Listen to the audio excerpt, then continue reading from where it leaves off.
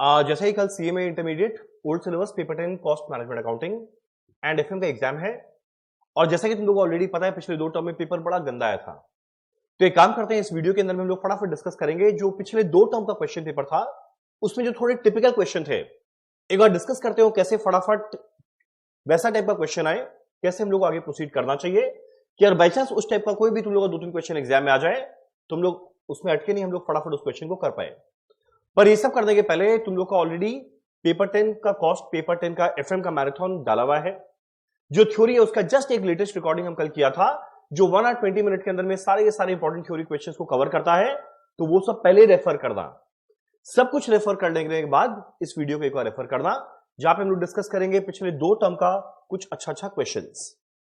तो देखो जैसे कि तुम लोगों को दिख रहा है ये है दिसंबर 22 एग्जाम, जो एक बहुत अच्छा एग्जाम था। इसमें सबसे पहले कॉस्ट मैनेजमेंट अकाउंटिंग के अंदर में देखो मेरा पहला बात, फटाफट पहले एमसीक्यू ऑब्जेक्टिव क्वेश्चन को डिस्कस करते हैं। मेरा पहला, management accounting is concern with data collection from. अब देखो जो मेरा मैनेजमेंट अकाउंटिंग है ये हम लोग जो कल थ्योरी डिस्कस किया उसमें बताया था, जो मेरा मैनेजमेंट अकाउंटिंग है ये डील करता है both internal information and external. तो खाली इंटरनल के बेसिस पे काम बनेगा नहीं जब तक उसको आइडिया लगे एक्सटर्नल एनवायरनमेंट में क्या चल रहा है। तो इसका आंसर क्या आने वाला है, इंटरनल एंड एक्सटर्नल सोर्सेस। मेरा अगला, in a product mix decision which is the most important factor to consider in order to try to maximize profit? Product mix। याद होगा हम लोग मार्जिनल कॉस्टिंग में पढ़े थे लिमिटिंग फैक्टर। लिमिटिंग फैक्टर में 3 स्टेप में काम करते थे। मेरा पहला स्टेप था कंट्रीब्यूशन पर यूनिट, मेरा अगला है लिमिटिंग फैक्टर पर यूनिट, और डिवाइड करके क्या मिलता था, कंट्रीब्यूशन पर लिमिटिंग फैक्टर। तो जब भी मेरे को प्रोडक्ट मिक्स के लिए रैंकिंग देना है मेरे को सबसे पहले कंट्रीब्यूशन पर लिमिटिंग फैक्टर निकालना पड़ता था। तो इसका आंसर क्या आएगा, contribution per unit of a scarce resource, मतलब जो लिमिटिंग फैक्टर है to make a product. Next, मेरा X limited provides you with the following information. 60% में टोटल खर्चा इतना लगा, 80% में टोटल खर्चा इतना लगा। अब आगे बोलता है अगर production capacity of X limited at 50% है 60,000 यूनिट, मेरे को कैलकुलेट करना है वेरिएबल ओवरहेड पर यूनिट। अब देखो यहां पे मेरा टोटल कॉस्ट दिया हुआ है यानी फिक्स्ड वेरिएबल कॉस्ट मिला के, मतलब ये एक तरह का सेमी वेरिएबल है, और सेमी वेरिएबल को बांटने के लिए वेरिएबल कॉस्ट पर यूनिट में कैलकुलेट करने के लिए एक शॉर्टकट था, change in total cost divide by change in number of unit. तो भाई चेंज इन टोटल कॉस्ट तो पता है, दिस माइनस दिस 2,40,000, और डिवाइड करने वाले change in number of unit. मेरा नंबर ऑफ यूनिट कितना है, देखो 50% में यूनिट था 60,000, यूनिटरी मेथड लगाना, तो 1% में क्या आएगा 60,000 डिवाइडेड बाय 50, तो 60% में क्या आएगा 60,000 बाय 50 इंटू 60, जो आने वाला है 72,000 यूनिट्स। मेरा 80% में क्या आने वाला है 60,000 बाय 50 इंटू 80, जो आने वाला है 96,000 यूनिट। तो मेरा change in number of unit कितना आएगा 24,000, तो 2,40,000 बाय 24,000 आएगा ₹10 पर यूनिट। तो देखो अभी तक 3 क्वेश्चन के तीनों रिलेटिवली ठीक था। अगला, ये एक बड़ा अच्छा क्वेश्चन है, जो एक बड़ा सारा क्वेश्चन जो स्टैंडर्ड कॉस्टिंग में होता था उसको यहां पे एमसीक्यू में लोग डाल दिया 1 मार्क का। क्या है, A limited provide you with the following information. मेरा सबसे पहले ओपनिंग स्टॉक और क्लोजिंग स्टॉक में डब्ल्यूआईपी कितना था, एफजी कितना था दिया हुआ है। मेरा सेल कितना है ₹47 lakh at the rate 500 per unit. 47 lakh rupees का सेल है, सेलिंग प्राइस है 500 रुपया पर यूनिट, यानी कितना यूनिट सेल कर रहे हैं 47 लाख डिवाइडेड बाय 500, ये आएगा 9400 यूनिट्स। मेरे को कैलकुलेट करना है budgeted labour hour required for production if 1 labour hour required per unit, यानी मेरा हर एक यूनिट को बनाने में लगता है 1 लेबर आर, तो मेरे को निकालना है टोटल लेबर आर कितना शुरू में सोचा गया होगा। तो देखो मेरे को निकालना क्या है, सबसे पहले एक यूनिट के लिए 1 घंटा है, तो मेरे को पहले ये जानना है कि भाई हम लोग कितना यूनिट एक्चुअल में बनाने वाले हैं। तो देखो बेच रहे हैं 9400, सेल कर रहे हैं 9400, अगर इसमें ऐड कर दे, ओपनिंग स्टॉक को माइनस कर दे, तो मेरे को क्या मिल जाएगा, कितना यूनिट प्रोड्यूस करना है। ठीक, और मेरा क्लोजिंग स्टॉक कितना है, और देखो मेरे को निकालना है ओनली लेबर का, ओनली लेबर का, तो लेबर के लिए कितना यूनिट बनाया गया। अब देखो मेरा क्लोजिंग स्टॉक में एफजी है 1000, तो भैया एफजी तो 1000 हो गया। मेरा डब्ल्यूआईपी है 1000 जिसमें मटेरियल पूरा लग गया, पर मेरा कन्वर्जन कॉस्ट लगा है 80%, और लेबर ध्यान देना कन्वर्जन कॉस्ट का पार्ट होता है, तो 1000 का 80% क्या होता है 800। तो मेरा क्लोजिंग स्टॉक एफजी का ये आया, डब्ल्यूआईपी का ये आया। माइनस करना है ओपनिंग स्टॉक। मेरा ओपनिंग में ऑलरेडी स्टॉक कितना पड़ा हुआ था, एफजी का है 2000 यूनिट और मेरा डब्ल्यूआईपी में 500 था। मटेरियल पूरा लगा पर कन्वर्जन 40% लगा। सिंस मेरे को लेबर निकालना है तो मेरे को खाली कन्वर्जन से मतलब है, तो 500 का 40% क्या होता है 200। तो ये एफजी का है, ये डब्ल्यूआईपी का। सो देखेंगे 9400 प्लस 1000 प्लस 800 माइनस 2000 माइनस 200 आने वाला है 9000 यूनिट। तो देखना 9000 यूनिट बनाने वाले हैं, एक यूनिट को बनाने में लगता है 1 घंटा, तो 9000 यूनिट के लिए क्या आएगा 9000 घंटा। तो मेरा क्वेश्चन 4 एक अच्छा क्वेश्चन था जिसको करने में थोड़ा टाइम लगेगा। मेरा अगला क्वेश्चन 5, कैलकुलेट करना है एफिशिएंसी रेशियो अगर कैपेसिटी और एक्टिविटी रेशियो दिया हुआ है। ये बड़ा इजी है, बस खाली तुम लोग एक क्या नाम है रिलेशनशिप पता होना चाहिए। Efficiency ratio into capacity ratio मिलाकर होता है एक्टिविटी रेशियो। मेरा efficiency ratio into capacity ratio होता है एक्टिविटी रेशियो। मेरा एफिशिएंसी रेशियो कैलकुलेट करना है। कैपेसिटी रेशियो दिया है 98%, मेरा एक्टिविटी रेशियो दिया है 93.1%, यानी मेरा एफिशिएंसी रेशियो क्या बनेगा 93.1% डिवाइडेड बाय 98%। सो कैलकुलेट करना 93.1 डिवाइड बाय 98 ये आएगा 0.95 और परसेंटेज बनाने तो इंटू 100 क्या बन जाएगा 95%। और मेरा अगला है standard cost of actual quantity of material consumed is deducted from standard cost of revise standard quantity, then we obtain क्या। अब देखो यहां पे मेरे को देखना है रिवाइज स्टैंडर्ड क्वांटिटी मतलब स्टैंडर्ड जो एक्चुअल क्वांटिटी है ना उसको स्टैंडर्ड प्रोपोर्शन में बांटते हैं, उसको होते हैं रिवाइज स्टैंडर्ड क्वांटिटी।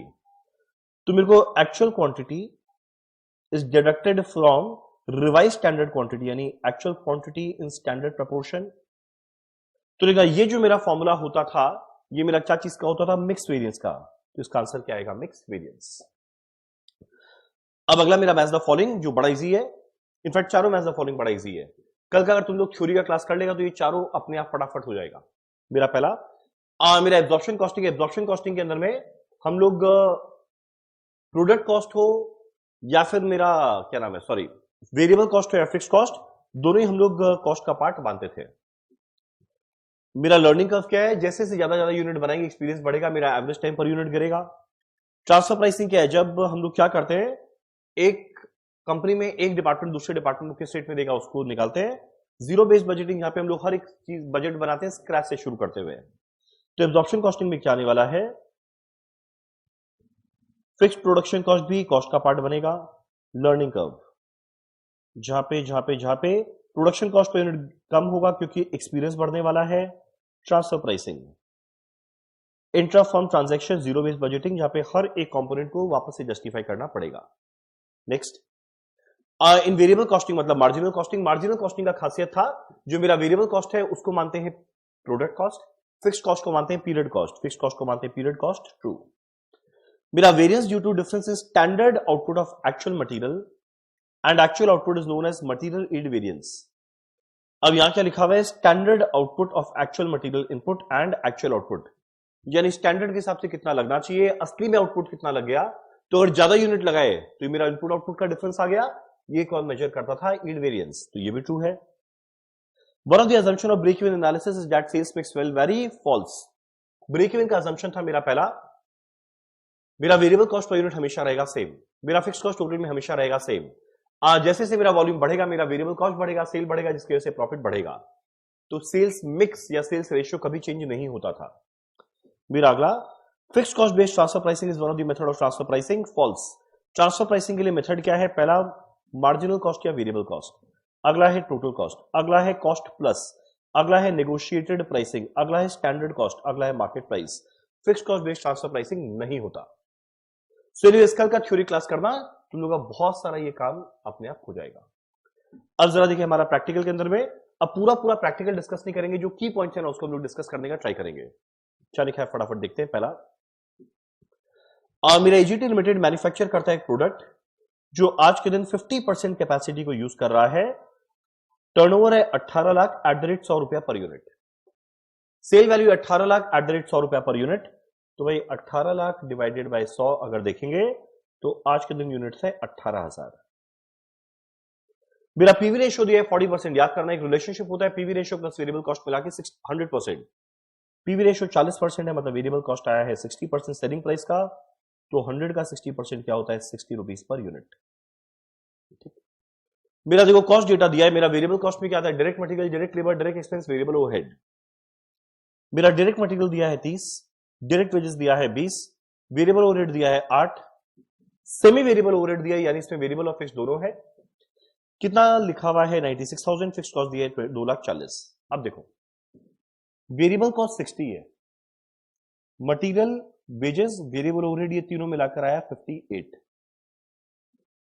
यानी 60 में 58 आया हुआ है, तो बाकी जो 2 रुपया पर यूनिट है वो पक्का इसमें जुड़ा हुआ होगा, तो इसमें वेरिएबल पोर्शन कितना रहा होगा 2 रुपया पर यूनिट। कितना यूनिट बना रहे हैं 18,000, तो अगर एक यूनिट में 2 है तो 18,000 में 18 इंटू 2 36,000 है वेरिएबल का पार्ट, तो 96 में 36 है वेरिएबल, तो फिक्स कॉस्ट आएगा 96 माइनस 36 60,000 रुपया। तो देखो मेरे लिए लाइफ सिंपल हो गया, ये मेरा वेरिएबल कॉस्ट है, फिक्स कॉस्ट 60,000 और 240 मिलाकर 3 लाख हुआ। तो पहला पार्ट में कैलकुलेट करने बोला है total fix cost at 50%, 240 plus 60 मिलाकर 3 लाख। अब अगला मेरे को कैलकुलेट करना है कितना यूनिट बेचे to earn a profit of 28 per unit. कितना यूनिट बेचे to earn a profit of 28 per unit. अब देखना जब भी यूनिट दिया रहे सेल निकालना है, सॉरी सेल दिया रहा है प्रॉफिट निकालना है, प्रॉफिट दिया रहा है सेल निकालना है, उसका फॉर्मूला मेरे को पता है। क्वेश्चन उठता है कैसे मिलने वाला है, कितना यूनिट निकालना है to earn a profit of 28 per unit. तो एक काम करते हैं, वैसे नंबर ऑफ यूनिट को मान लेते हैं x। इसका फॉर्मूला क्या बनेगा, fix cost plus profit divided by contribution per unit. ठीक, जो मेरा कंट्रीब्यूशन पर यूनिट है वो कितना आएगा, सेलिंग प्राइस था 100, पीवी रेशियो है 40%, मतलब कंट्रीब्यूशन पर यूनिट आया हुआ है 40। प्रॉफिट कमाना है 28 पर यूनिट 28x। मेरा फिक्स कॉस्ट का वैल्यू मेरे को पता है, जैसे ही सॉल्व करेगा मेरे को क्या मिल जाएगा, नंबर ऑफ यूनिट्स कितना आने वाला है पर वेट। इसमें कैच है, सेमी वेरिएबल ओवरहेड में लिखा हुआ है ये इंक्रीज करेगा 22,800 for every 18% increase in capacity और एनी पार्ट, यानी 50% कैपेसिटी में खर्चा इतना है, और 18% कैपेसिटी, हर 18% कैपेसिटी बढ़ने पे खर्चा 22,800 करके और बढ़ेगा। सो अगर अभी हम लोग सॉल्व करें ना इसको, तो ये आएगा 40x equal to 3 lakh plus 28x। So अगर तुम लोग कैलकुलेट करेगा ये वैल्यू आ जाएगा 25,000 यूनिट। अब ये 18,000 यूनिट और ये 25,000 यूनिट हो रहा है, यानी मेरा कैपेसिटी बढ़ा है। सोचो ना 50% कैपेसिटी में 18,000 यूनिट बना रहे, यानी 100 का है 36,000, और अगर बढ़ा है तो भाई ये जो हम 60,000 फिक्स कॉस्ट माने वो तो गलत होगा, तो मेरे को फिक्स कॉस्ट को भी इंक्रीज करना पड़ेगा। पहला क्वेश्चन उठता है कितना हुआ, 18 की जगह 25,000 हुआ, यानी 7,000 यूनिट बढ़ रहा है।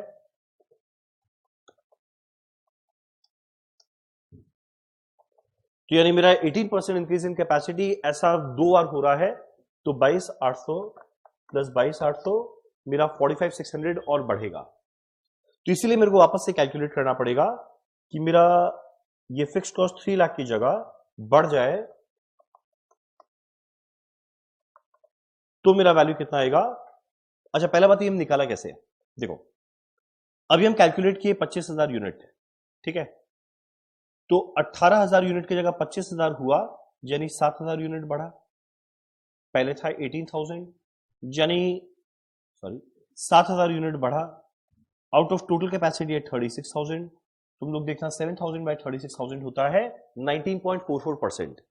तो पहले 18% बढ़ने पे 22,800 बढ़ा, और पर यहां तो 19.44 है, यानी थोड़ा और बढ़ा, तो अगला 18 या और कुछ भी पार्ट बढ़ेगा 22,800 और बढ़ेगा, यानी 22,800 2 बार बढ़ा, तो 22,800 इंटू 2 ये कितना आएगा 45,600। तो जो मेरा फिक्स कॉस्ट का वैल्यू था ये 3 लाख की जगह 345,600 हो जाएगा, ये वही रहेगा, ये वही रहेगा। अब सॉल्व करना x का वैल्यू, अब सॉल्व करना x का वैल्यू, ये आ जाएगा 28,800 यूनिट्स। तो ये पार्ट एक फैंटास्टिक पार्ट था। मेरा अगला है कैलकुलेट करना है selling price per unit to earn a profit of 25% on capital employed at 80% activity level. ये अगर 80% कैपेसिटी में काम कर रहे हैं, मेरा सेलिंग प्राइस क्या होना चाहिए अगर मेरे को प्रॉफिट कमाना है? 25% ऑफ कैपिटल एम्प्लॉयड। अब कैपिटल एम्प्लॉयड है 53, 85, 600, उसका 25% कमाना है। अच्छा, ये फिक्स पोर्शन है और वर्किंग कैपिटल है 20% ऑफ सेल। तो एक काम करते हैं, सेलिंग प्राइस पर यूनिट को मान लेते हैं x। तो भाई 80% कैपेसिटी में कितना यूनिट बनाएंगे? 100% में इतना बनाते, तो 80% में बनाएंगे 36,000 का 80%, ये आएगा 28,800 यूनिट इंटू एक्स आया सेल वैल्यू। माइनस करना है वेरिएबल कॉस्ट, मेरा वेरिएबल कॉस्ट क्या आएगा? 28,800। मेरा वेरिएबल कॉस्ट पर यूनिट क्या लगता है? 60। माइनस करेंगे फिक्स कॉस्ट, मेरा फिक्स कॉस्ट कितना आने वाला है? अब देखो, अगर 80% बढ़ा तो हर 18% में इतना बढ़ता था। 50 के बाद 18 68 तक ये हुआ, 68 के बाद 18 86, तो मेरा 2 और बढ़ाना पड़ेगा। तो 22,800 इंटू 2 45,600 प्लस फिक्स कॉस्ट पहले से था 3 लाख, यह 345,600 इज इक्वल टू प्रॉफिट। मेरे को प्रॉफिट क्या कमाना है? इसने का 25% ऑफ कैपिटल एम्प्लॉयड, तो 25% ऑफ कैपिटल एम्प्लॉयड। मेरा कैपिटल एम्प्लॉयड कितना है? 53, 85, 600 प्लस ये कितना है? 20% ऑफ सेल, तो 28,800 एक्स का 20%, ये आएगा 5760 एक्स। सो यानी this minus this equal to this. Solve करना, इससे मेरे को क्या मिलेगा? एक्स का वैल्यू। सो ये वाला जो क्वेश्चन है एक फैंटास्टिक क्वेश्चन था, बहुत ही अच्छा क्वेश्चन था। नॉर्मली एग्जाम के प्रेशर में अपने आप से कर पाना थोड़ा डिफिकल्ट है, कोई डाउट ही नहीं है। चलो, अब मेरा जो क्वेश्चन 3 है, ये एक और अच्छा क्वेश्चन है। क्या है फटाफट देखते हैं। बजट का क्वेश्चन, ये मेरा फंक्शनल बजट का क्वेश्चन है, जिसके अंदर मेरे को करना क्या है? पहला बनाते हैं सेल्स बजट, अगला बनाते हैं प्रोडक्शन, अगला बनाते हैं कंजम्पशन, लास्ट में बनाते हैं परचेज। ये 4 स्टेप को फॉलो करना है। क्या लिखा है फटाफट देखते हैं। सबसे पहले देखो, मेरा फिगर फॉर द ईयर 2021 दिया हुआ है। Product A B, sale value पता है, सेलिंग प्राइस पर यूनिट पता है, क्लोजिंग स्टॉक 2021 का दिया है। तो जैसे ही इसको डिवाइड करेंगे इससे, मेरे को मिलेगा सेल का यूनिट 10,000 यूनिट।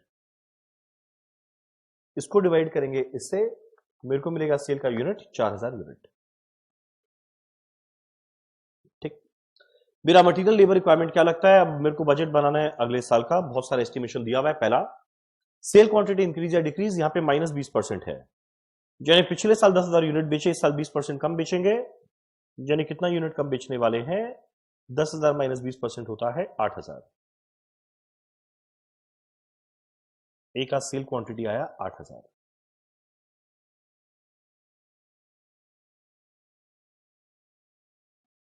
अगर ये क्वेश्चन पूरा नहीं भी होता ना, एटलीस्ट जिस एक्सटेंट तक आगे बढ़ते देखो तुम लोग, तब रियलाइज करेगा कि उस समय जब एग्जाम दिया क्या गलती हुआ होगा। अभी तक तो झमेला था नहीं। यहां पे है 4,000 यूनिट, यहां पे 25% बढ़ा होगा, तो 4,000 में 25% बढ़ाओ, ये आएगा 5,000 यूनिट। यहां तक तो इजी था। मेरा सेलिंग प्राइस इंक्रीज किया है 25%, इधर में सेलिंग प्राइस था 24 रुपया, ये 25% बढ़ा, 24 में 25% इंक्रीज करके देखो ये आने वाला है @30 पर यूनिट। यहां सेलिंग प्राइस 20% गिरा, तो भाई 50 रुपए को 20% गिराओ, ये आने वाला है @40 पर यूनिट। Cell budget done.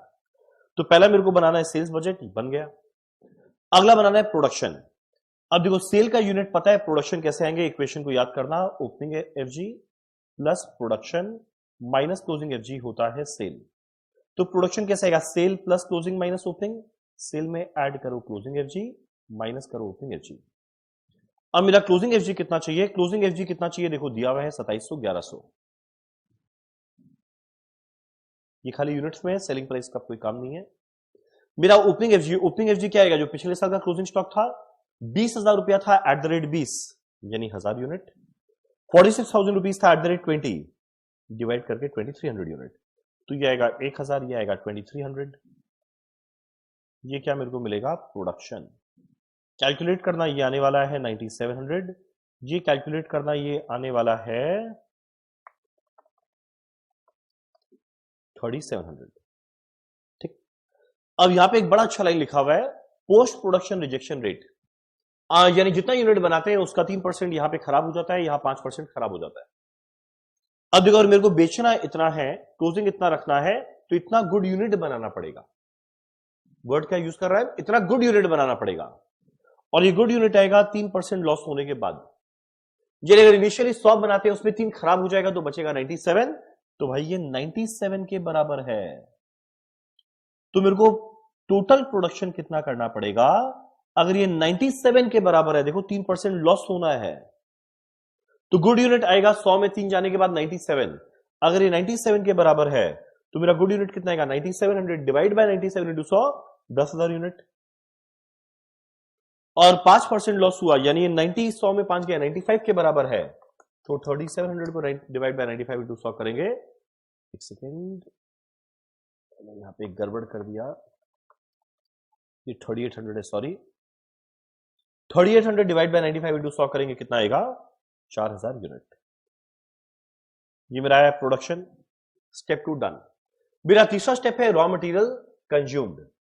अब मेरा रॉ मटेरियल कंज्यूम कैसे मिलेगा? देखो लिखा हुआ है, हर एक यूनिट को बनाने में मटेरियल एक्स और वाई लगेगा 1.9 यूनिट, इतना, इसमें लगेगा इतना, इतना। तो यानी जितना यूनिट मेरे को बनाना है 10,000 और 4,000, उसके लिए ए और बी क्या लगेगा? रॉ मटेरियल कंज्यूम्ड, एक्स और वाई का। यहां लगेगा 1.9 यूनिट, तो 10,000 में 10,000 इंटू 1.9, 11,900। यहां लगेगा 1.8 यूनिट, तो ये आएगा 10,800। यहां पे 4,000 यूनिट बनाए, यहां पे आएगा 4,000 इंटू 3.8, ये आएगा 15,200। और यहां पे आएगा 1.62 यूनिट, तो 4,000 इंटू 1.62 ये आएगा 6480 यूनिट। तो एक्स का मिला के वाई का मिला के रॉ मटेरियल कंज्यूम्ड मिल जाएगा, ये वैल्यू आएगा 17,280, ये आएगा 27,100। ये मेरा है रॉ मटेरियल कंज्यूम्ड। अब ध्यान देना है, एक और छोटा सा बात लिखा हुआ है, मेरा मटेरियल का वेस्टेज रेट 5 और 4%, यानी 100 अगर जाएगा तो 5% लॉस होगा, मतलब ये 95% के बराबर हुआ। यानी मेरे को कितना यूनिट परचेज करना है?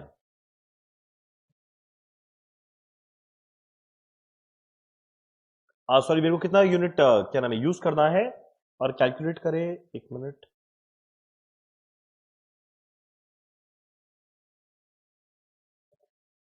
ये 10,000 इंटू 1.9, सॉरी, ये 19,000 यूनिट है, हमको लगा हम गड़बड़ कर रहा है।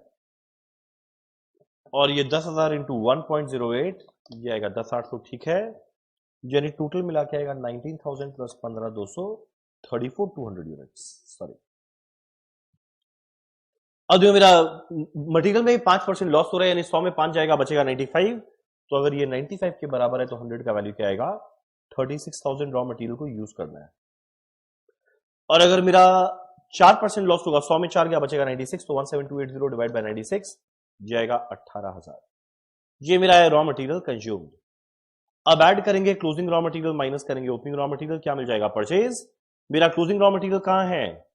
जब estimated stock 31/12/2022, opening raw material का है, ये रहा, क्या मिलेगा? परचेज।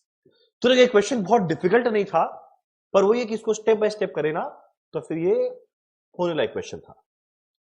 चलो, एक बड़ा अच्छा क्वेश्चन था। मेरे कैपेसिटी और एक्टिविटी रेशियो का ये क्वेश्चन है, ये इजी क्वेश्चन है। क्या लिखा है इसमें देख लेते हैं।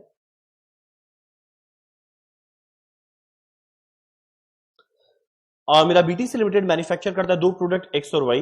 प्रोडक्ट एक्स में लगता है 5 घंटा to produce, while 5 units of product Y can be produced in 1 hour. तो एक्स के 1 यूनिट को बनाने में लगता है 5 घंटा, और वाई का 5 यूनिट बन सकता है 1 घंटे में। तो हर एक यूनिट को बनाने में क्या लगने वाला है? 1 डिवाइडेड बाय 5, 1 डिवाइड बाय 5 माने 0.2 आवर। ठीक। जुलाई में 3,000 यूनिट बनाए हैं एक्स का, 15,000 बनाए हैं वाई का। तो एक को बनाने में 5 घंटा लगना चाहिए, 3,000 के लिए 3,000 इंटू 5, 15,000 घंटा। और वाई का 15,000 यूनिट बनाए तो 15,000 इंटू 0.2 लगना चाहिए, जो आएगा 3,000 घंटा। यानी कुल मिला के 18,000 आवर, इतना स्टैंडर्ड आवर लगना चाहिए था। ठीक। मेरा एक्टिविटी रेशियो दिया हुआ है 93.75, कैपेसिटी रेशियो दिया है, अच्छा 93.75% ऑफ कैपेसिटी रेशियो, और कैपेसिटी रेशियो दिया है 102.4% ऑफ एफिशिएंसी रेशियो। तो देखो मेरा एक फॉर्मूला क्या होता है, efficiency ratio into capacity ratio is equal to activity ratio. ठीक। मेरा एफिशिएंसी रेशियो को अगर एक्स माने, मेरा कैपेसिटी रेशियो क्या बनेगा? 102.4% ऑफ एक्स। मेरा एक्टिविटी रेशियो क्या बनेगा, जितना कैपेसिटी रेशियो आया इसका 93.75%। तो जैसे ही सॉल्व करेगा मेरे को क्या मिलेगा, एक्स का वैल्यू। अब एक्स का जो भी वैल्यू आएगा उसके अंदर में जैसे हम लोग 93.75 को हटाएंगे मेरे को मिलेगा आइडल कैपेसिटी रेशियो। तो अगर हम लोग ये कैलकुलेट करें ये आएगा,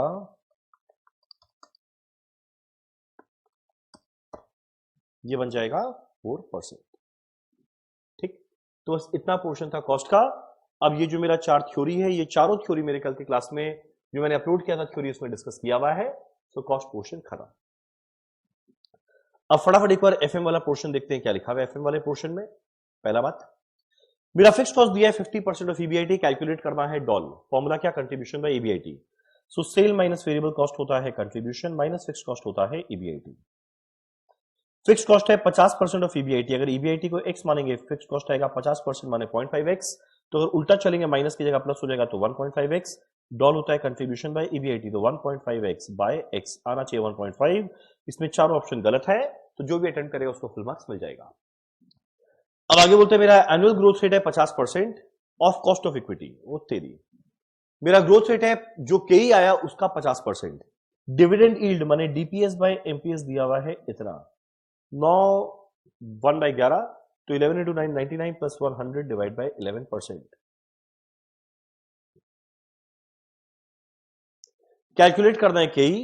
अब यहां देखो चार ऑप्शन दिया हुआ है। केई का फॉर्मूला क्या होता है, d1 अपॉन p0 प्लस जी। मेरा d1 अपॉन p0 प्लस जी। अब d1 मेरे को नहीं पता, ग्रोथ रेट है 50% ऑफ केई, तो बड़ा कंफ्यूजन है। अब कभी ऐसा झमेला रहे ना तो बेटर पता है क्या होता है, ये ऑप्शन को यहां पे पुट करके चेक कर लेना कि सही हो रहा है या नहीं। जैसे एग्जांपल देखते हैं एक बार, अगर हम लोग रैंडम बेसिस पे ए 18% ले, ग्रोथ रेट केई है 18%, तो केई 18%, तो ग्रोथ रेट क्या होगा 50% ऑफ केई, मतलब ग्रोथ रेट होगा 9%। तो मेरा D0 था 100 रुपया, अगर इसमें 9% बढ़ाए तो 100 प्लस 9% 109 डिवाइडेड बाय 1100 प्लस 9% करे तो ये 18.9% आ रहा है, मतलब मैच नहीं हो रहा है। अगर हम लोग बाई चांस केई माने 20%, तो मेरा ग्रोथ रेट क्या आएगा, 20 का 50% माने 10%, तो यहां 100 रुपए में 10% ऐड करो, ये बनेगा 110 डिवाइडेड बाय 1100 प्लस 10% क्या होता है 0.1 इंटू 100। कैलकुलेट करके देखना ये एग्जैक्ट 20% आया, तो इसका आंसर क्या बन जाएगा 20%। तो जब भी कभी क्वेश्चन में थोड़ा झमेला लगे ना तो बेटर है जो ऑप्शन दिया है उससे बैक कैलकुलेशन करके मैच करो, सब सही हो रहा है ना। Next, which of the following is not an assumption of NOI approach. अब इसमें देखो assumption याद रखना है। एनओआई के अंदर में assumption था KD constant, KO constant, value of firm constant. Change क्या होता है KE, value of firm same है, केडी सेम है, ओवरऑल कॉस्ट सेम है, KE remains the same, this is not an assumption। Next, calculate करना है risk free rate of interest. अब देखो एक फॉर्मूला था केई का, R F plus R M minus R F into beta. Calculate करना है आर एफ, अच्छा जी, जब बीटा दिया है 1.5, ओके, मार्केट रिटर्न दिया है 13, ओके, के दिया है 16। अब एक ऑप्शन है कि हम बैठ के इस इक्वेशन को सॉल्व करें, इक्वेशन को सॉल्व करने में थोड़ा माथा का चटनी हो जाएगा, तो बेटर है ऑप्शन से उल्टा चलते हैं। कैलकुलेट करना है आर एफ, अगर मान लो 5.5 होता तो 5.5 प्लस 13 माइनस 5.5 इंटू 1.5, बॉड मास लगाओ, 13 माइनस 5.5 7.5 इंटू 1.5 या 11.25 प्लस 5.5 16.75, जबकि ये 16 है, गलत। अगला 6.25 लगाओ, तो 6.25 प्लस 13 माइनस 6.25 इंटू 1.5 या 16.275, जबकि आंसर है 16, गलत। अब 7 को ट्राई करें, 7 प्लस 13 माइनस 7 इंटू 1.5, 13 माइनस 7 क्या होता है 6 इंटू 1.5 9 प्लस 7 मिला के 16, इसमें मैच किया तो आंसर रहेगा डी। तो काफी और पता है हम लोग को एमसीक्यू के ऑप्शन को इक्वेशन में पुट करके अपना आंसर मैच कर लेना चाहिए, इससे मेरा फटाफट होता है। Next, in cash budget interest on FD made in a bank with maturity period of 3 years is. अब एफडी में इन्वेस्ट करना, एफडी में लगाना इन्वेस्टिंग एक्टिविटी नहीं, क्या है ऑपरेटिंग एक्टिविटी। मेरा ए ओ सी दिया हुआ है, कैलकुलेट करना है ऑर्डरिंग कॉस्ट पर एनम एट ऑर्डर साइज इतना। अब देखो यूपी का फॉर्मूला होता है √2/2 बाई सी, एक और फॉर्मूला होता है ऑर्डरिंग कॉस्ट कैरिंग कॉस्ट मिला के √2AOC, या चलो अगर लेट्स से नहीं भी पता तो EOQ तो पता है, मेरा ऑर्डरिंग कॉस्ट निकालना है। ऑर्डरिंग कॉस्ट का फॉर्मूला क्या होता है, Q divided by A divided by Q into O। A divided by Q into O, साल भर में कितना परचेज करना है, हर एक बार में कितना किए, नंबर ऑफ ऑर्डर्स मिला इंटू O। अब A into O divided by Q, Q मतलब ये पूरा √2AO बाय C। अब इसको अगर हम लोग नीचे लेकर जाए, ये क्या बनेगा, 2AOC। जब ये इसके अंदर घुसेगा तो ये स्क्वायर बन जाएगा। अब AO कटा तो ये क्या आएगा, 1 डिवाइड बाय √AOC बाय 2। इसको अगर उल्टा करें ये क्या बनेगा,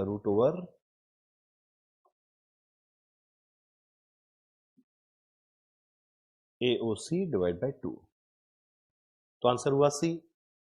या वैसे ऑर्डरिंग कॉस्ट कैरिंग कॉस्ट को कैलकुलेट करने का एक सिंपल फॉर्मूला होता है समेशन, ये और खाली ये निकालना है, डिवाइड कर दो 2 से, तो ये जब अंदर जाएगा ये क्या बन जाएगा 4, तो AOC बाय 2।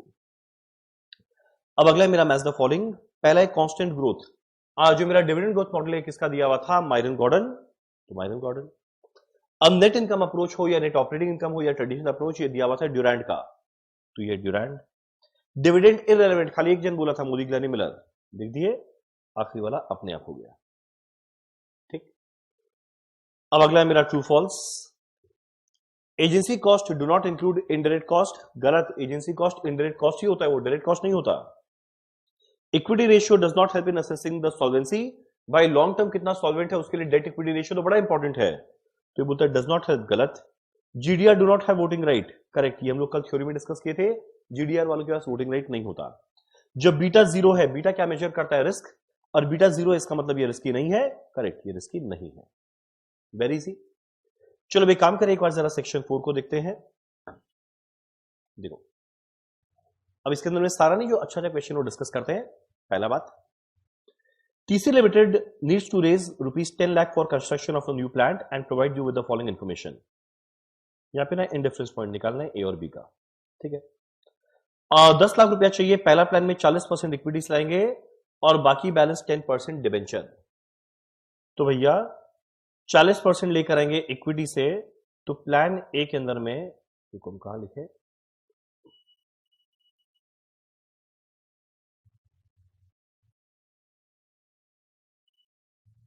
प्लान ए के अंदर में 10 लाख का 40% इक्विटी माने 4 लाख और बाकी बैलेंस 10% डिबेंचर, तो बाकी बैलेंस कितना बचा, 6 लाख। ठीक, जो प्लान बी है उसमें 30% लेकर आएंगे इक्विटी से, तो 10 लाख का 30% क्या होता है, 3 लाख। 60% लेकर आएंगे 10% डिबेंचर से, 10% डिबेंचर से लेकर आएंगे 10 लाख का 60% मतलब 6 लाख। और बाकी बैलेंस क्या बचा, 10 में से 3 और 6 आ गया, मतलब बाकी बैलेंस बचता है 1 लाख। 15% preference shares.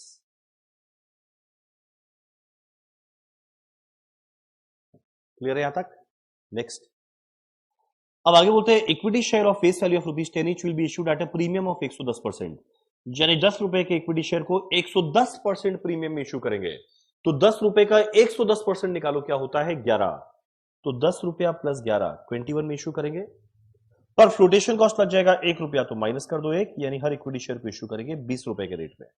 तो भैया हर इक्विटी शेयर को इशू करेंगे 20 रुपए के रेट में, यानी कितने नंबर ऑफ शेयर्स आएंगे यहां पे 20,000 डिवाइड बाय 20 कितना आएंगे 15,000। Very easy.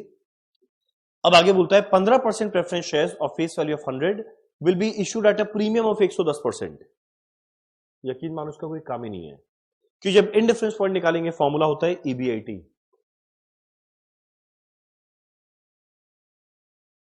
जो मेरे को निकालना है, माइनस करेंगे इंटरेस्ट, इंटरेस्ट क्या आएगा 6 लाख का 10% 60,000, ये मिला EBT। इंटू करेंगे 1 minus tax rate, tax rate दिया है 25%, divided by number of shares, वो है 20,000, ये है पहले वाले में। सेकंड वाले में क्या आने वाला है EBIT। माइनस करेंगे इंटरेस्ट 6 लाख का 10%, 60,000 EBT into 1 minus tax rate EAT, minus करेंगे प्रेफरेंस डिविडेंड 1 लाख का 15%, 15,000, या आफेज by number of shares. And difference point में this is equal to this, solve करना, ईबीआईटी का वैल्यू मिल जाएगा। यानी पता है क्वेश्चन में जो लिखा है ना, ये प्रेफरेंस शेयर कितना में इशू किए, सब कोई काम का नहीं है, क्योंकि मेरे को चाहिए खाली number of equity share, number of preference share काम का नहीं होता। और आगे जितना ये सब कहानी किया हुआ है, ये सबका कोई काम नहीं आएगा, क्यों निकालने बोला है इन डिफरेंस पॉइंट। तो क्वेश्चन झमेला वाला नहीं था, इसको इस तरीके से फ्रेम किया कि आदमी डर जाए। डन। चलो अब जो क्वेश्चन नंबर 8 का ये सेम टाइप का क्वेश्चन हमारा किया हुआ रहता है, बड़ा इजी क्वेश्चन है। क्या लिखा हुआ है फटाफट पढ़ते हैं। मेरे कंपनी को एडिशनल फाइनेंस लेना है 20 लाख का इन्वेस्टमेंट करने के लिए। इसके पास ऑलरेडी 4 लाख रुपया रिटेन अर्निंग्स पड़ा हुआ है। डेट इक्विटी रेशियो है 25:75, तो 20 लाख का 25:75 यानी डिबेंचर से कितना आएगा, 20 लाख का 25%, 5 लाख। इक्विटी से आएगा 20 लाख का 75%, 15 लाख। अब जो मेरा रिटेन अर्निंग्स है ये इक्विटी वालों का पार्ट होता है, तो 15 लाख में से 4 लाख ऑलरेडी पड़ा हुआ है रिटेन अर्निंग्स का, यानी नए इक्विटी शेयर कैपिटल से कितना लेना है, 15 माइनस 4, 11 लाख। अब आगे डिबेंचर में बोलता है 10% इंटरेस्ट रेट होगा पहला 2 लाख के लिए, उसके बाद हो जाएगा 13%। तो डिबेंचर में 10% डिबेंचर होगा पहला 2 लाख का, और 13% होगा उसके बियॉन्ड। तो 5 लाख में 2 लाख आ गया, उसके बियॉन्ड क्या बचा, 3 लाख। तो 13% डिबेंचर होगा 3 लाख का। मेरा अर्निंग्स पर शेयर दिया हुआ है 12 रुपया, डिविडेंड उसमें पे कर दिए 50%, तो भाई D0 कितना किए, 12 का 50% है। मेरा पी रेशियो दिया हुआ है 5। What is P ratio, MPS by EPS. EPS है 12, वैल्यू पुट करो तो एमपीएस क्या बन जाएगा, 12 इंटू 5, 60 रुपया। ये आया P0। मेरा company wants to offer the issue of equity shares at a premium of 20% of market price. मेरा कंपनी इशू करेगा equity share at a premium of 20% of market price. अच्छा, तो जितना मार्केट प्राइस है उसका 20% प्रीमियम, तो 60 में 20% जोड़ो यानी 72, पर फ्लोटेशन कॉस्ट लग जाएगा 6, माइनस करो यानी कितना आएगा, 66 रुपीज। यानी मेरा P0 बनेगा 66 में इशू करेगा। मेरा टैक्स रेट दिया है 30%, share holder personal tax rate दिया है 20%। ये पर्सनल टैक्स रेट क्यों दिया है, क्यारी निकालने के लिए। तो भैया वैक कैसे आएगा, सबसे पहले 4 सोर्स लिखेंगे, 4 अमाउंट, 4 वेट, 4 कॉस्ट, 4 वैक। इक्विटी शेयर से लेके आना है 11 लाख, रिटेन अर्निंग से लाना है 4 लाख, 10% डिबेंचर से लाना है 2 लाख, 13% डिबेंचर से लाना है 3 लाख, मिलाकर आया हुआ है 20 लाख। मेरा वेट अगर कैलकुलेट करेंगे 11 lakh by 20 lakh 0.55, 4 lakh by 20 lakh 0.2, 2 lakh by 20 lakh 0.1, आएगा 0.15 मिलाकर 1। अब इक्विटी वाले का कॉस्ट होता है कई, फॉर्मूला क्या, D1 upon P0 plus G। अब ग्रोथ रेट नहीं दिया तो मेरे को यहाँ पे D0 के D1 मानना पड़ेगा, तो ये आया 6 डिवाइडेड बाय P0 कितना है 66, ग्रोथ रेट नहीं दिया इंटू 100, तो ये जो भी आएगा वो आ जाएगा 9.09। मेरा क्यारी कैसे मिलेगा, जितना मेरा के आया into 1 minus personal tax rate, तो जितना के आया into 1 minus personal tax rate, ये बन जाएगा 7.27।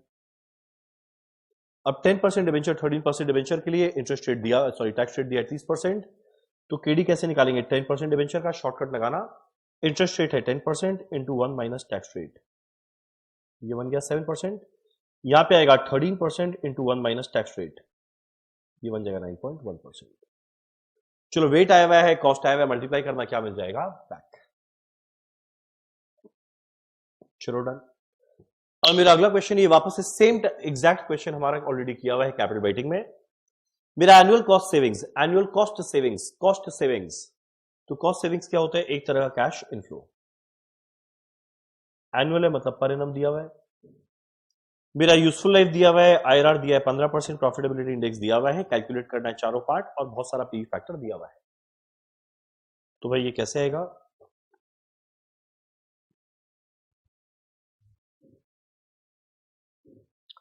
देखना आईआरआर वो रेट है जिस रेट में एनपीवी का वैल्यू 0 होता है, यानी PV of cash outflow equal to PV of cash inflow होता है। कैश इनफ्लो दिया है 60,000 पर एनम, तो मल्टीप्लाई करेंगे एन्युटी फैक्टर 15% पे, तो देखना 15% पे चारों पी फैक्टर का समेशन को बोलते हैं एन्युटी फैक्टर, वो है 2.855। ये कैलकुलेट करना ही आएगा 171,300, तो प्रोजेक्ट में कॉस्ट लगा 171,300। अब अगला चाहिए पेबैक। पेबैक क्या होता है? जितना शुरू में खर्चा लगा ये कितने साल में वापस आएगा। तो देखो मेरा हर साल में 60,000 करके आता है, तो 171,300 रुपीज हर साल में अगर 60,000 करके आया तो कितने साल में आएगा, डिवाइड करके देखो 2.86 ईयर। अब पहले एनपीवी निकालते हैं। एनपीवी वो क्या होता है? PV of cash inflow minus cash outflow. देखो मेरा पीआई दिया हुआ है, पीआई का फॉर्मूला क्या? PV of cash inflow by PV of cash outflow 1.064। PV of cash outflow पता है 171,300, इससे कैश इनफ्लो नहीं मिल जाएगा। तो पीवी ऑफ कैश इनफ्लो कितना आने वाला है मेरा? 1.064 इंटू 171,300, जाएगा 182263। तो पीवी ऑफ कैश इनफ्लो आया 182263, ये आया। अब अगला निकालना है कॉस्ट ऑफ कैपिटल, मतलब डीआरआर। वो कैसे आएगा? पीवी ऑफ कैश इनफ्लो पता है, और ये कैसे आया होगा? हर साल का कैश इनफ्लो इनटू किए होंगे एन्युटी फैक्टर, जो भी मेरा R% है, कॉमा 4 ईयर। तो मेरे को देखता है वो कौन सा रेट है जिस रेट पे इक्वेट हो जाएगा। तो दिस को डिवाइड करेंगे 60,000 से, जाएगा 3.038। ये किस रेट पे आया था? 12%। कॉस्ट ऑफ कैपिटल क्या आ जाएगा? 12%। Very easy. अब मेरा अगला है क्वेश्चन नंबर 9 का पार्ट है। ये मैनेजमेंट और रिसीवर्स का एक बहुत इजी क्वेश्चन है। Tulsian limited is considering changing its credit terms from 1/35 net 60 to 2/net 10 net 60. As a result, the credit sale will increase from 150 crores to 105%. तो अगर हम लोग दो कॉलम बनाए, प्रेजेंट प्रपोज्ड, सेल वैल्यू आज के दिन है 150 करोड़। अब ये हो जाएगा इसका 105% माने 157.5 करोड़। इतना तक कर दिया। जो मेरा एवरेज कलेक्शन पीरियड है, जो पहले 25 दिन था, विल डिक्लाइन बाय 25 डेज। जो पहले था वो 25 दिन कम हो जाएगा। ठीक है। जो डिफॉल्ट का परसेंटेज है ये 0.5% से 1% हो जाएगा, बैड डेट बढ़ जाएगा। कलेक्शन 35,000 से 40,500 हो जाएगा। जो मेरा सेलिंग प्राइस पहले था 300 रुपया per unit, contribution to sales ratio था 20%, एवरेज कॉस्ट है 270 per unit, 60% customers cash discount लेते हैं। बताओ ये पॉलिसी को ऑप्ट करें या फिर ना करें।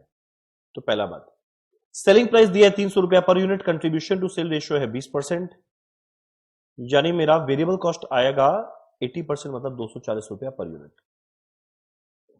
एवरेज कॉस्ट 270 है, तो यानी फिक्स कॉस्ट आएगा 30 पर यूनिट। तो पहले एक बार मेरे को यूनिट्स कैलकुलेट करना पड़ेगा। मेरा यूनिट्स कितना आएगा? 150 करोड़ है, सेलिंग प्राइस है 300 रुपया करके। 150 करोड़ है, सेलिंग प्राइस है 300 रुपया पर यूनिट करके, तो ये आने वाला है 150 करोड़ डिवाइडेड बाय 300, ये आएगा 50 लाख यूनिट। और दूसरे में आ रहा है 52,50,000 यूनिट्स। माइनस करेंगे वेरिएबल कॉस्ट। मेरा वेरिएबल कॉस्ट कितना है? 240 पर यूनिट। तो 240 इंटू 50 लाख 120, और दूसरे में आएगा 126। क्या मिलेगा? कंट्रीब्यूशन 31.5। माइनस करेंगे फिक्स कॉस्ट। मेरा फिक्स कॉस्ट कितना है? 30 रुपीज पर यूनिट। अब ध्यान देना, आज के दिन जो मेरा फिक्स कॉस्ट है 30 रुपीज पर यूनिट, अभी आए टोटल में 15, इधर में भी टोटल में क्या रहेगा? 15। क्या मिल जाएगा? जीपी 15 16.5। माइनस करेंगे कलेक्शन कॉस्ट। मेरा कलेक्शन कॉस्ट है 35,000 की जगह 40,500, तो 30,000 है रुपीज इन करोड़ चल रहा है भाई। बाप रे बाप।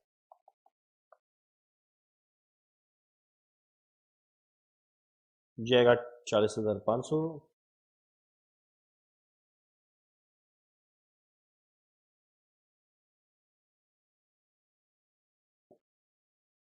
मेरा बैड डेट 0.5% की जगह 1% हो गया, तो माइनस करेंगे बैड डेट। पहले लगाएंगे इसका 0.5%, यहां लगाएंगे इसका 1%। मेरा अगला है cash discount. 60% of trade customers avail cash discount. तो भाई कैश डिस्काउंट कैसे मिलेगा?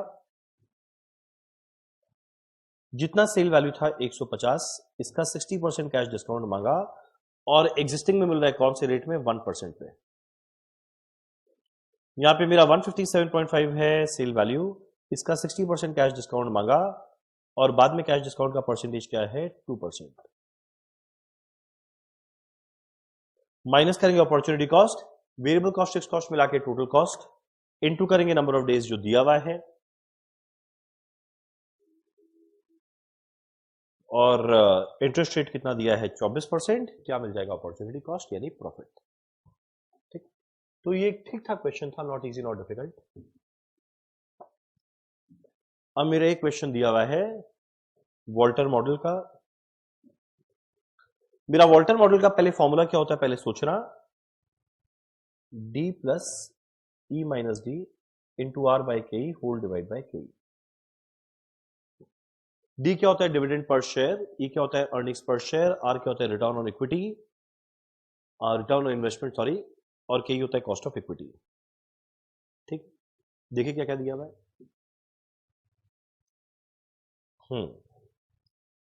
इक्विटी शेयर कैपिटल दिया है, प्रेफरेंस शेयर कैपिटल दिया है, डिबेंचर दिया है, रिटर्न ऑन कैपिटल एम्प्लॉयड दिया है 18.75%। ये रिटर्न इन्वेस्टमेंट भी है, यानी ये दिया हुआ है 0.1875। 18.75 बाय 100। गॉर्डन के हिसाब से मार्केट प्राइस दिया है 300, टैक्स रेट दिया है। तो देखो रिटर्न ऑन कैपिटल एम्प्लॉयड, तो टोटल कैपिटल कितना लगाया गया? 100 प्लस 50 प्लस 50 मिला के 200, उसका 18.75% आया। ये होता है EBIT by total capital. Total capital पता है 200, उसका 18.75% निकालेंगे तो ईबीआईटी आ जाएगा 37.5। माइनस करेंगे इंटरेस्ट 50 का 10% 5, ईबीटी 32.5। माइनस करेंगे टैक्स 20% 6.5, ये आ जाएगा 26। माइनस करेंगे प्रेफरेंस यूनिट 50 का 12%, ये आएगा 6। आपेश इसमें डिविडेंड दिए हैं 12, तो रिटेन अर्निंग्स आ जाएगा 8। डन। अब मेरे को चाहिए सबसे पहले डिविडेंड पर शेयर। डिविडेंड है 12 लाख, कितने शेयर्स थे? 100 लाख के शेयर्स है 50 रुपया करके, यानी कितने शेयर्स हैं? 2 लाख। तो डिविडेंड पर शेयर क्या आएगा? 12 लाख बाय 2 लाख 6 रुपया। मेरा अर्निंग्स पर शेयर क्या होता है? आफेश बाय नंबर ऑफ शेयर्स, आफेश है 20 डिवाइडेड बाय 2 लाख, ये आ जाएगा 10 रुपया पर शेयर। आर आया हुआ है, अगला चाहिए केई। अब देखो मेरा केई कितना है? Market price of equity share under Gordon model है 300। गॉर्डन मॉडल का फॉर्मूला D1/P0 प्लस G।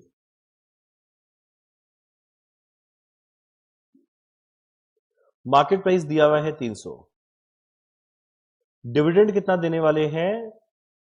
6 रुपया पर शेयर। मेरा ग्रोथ रेट क्या होता है? B into are. बी मतलब क्या? Retention ratio into return on investment. Retention ratio क्या है? 8 रुपया रिटेन किया आउट ऑफ 20, यानी 40%, और ये कितना है? 18.75%, जाएगा 7.5%। सो 6 डिवाइड बाय 300 इंटू 100 प्लस 7.5, जाएगा 9.5% के ई।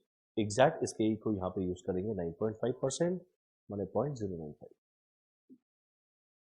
ठीक, तो ये भी एक अच्छा क्वेश्चन था और इसके बेसिस पे खत्म।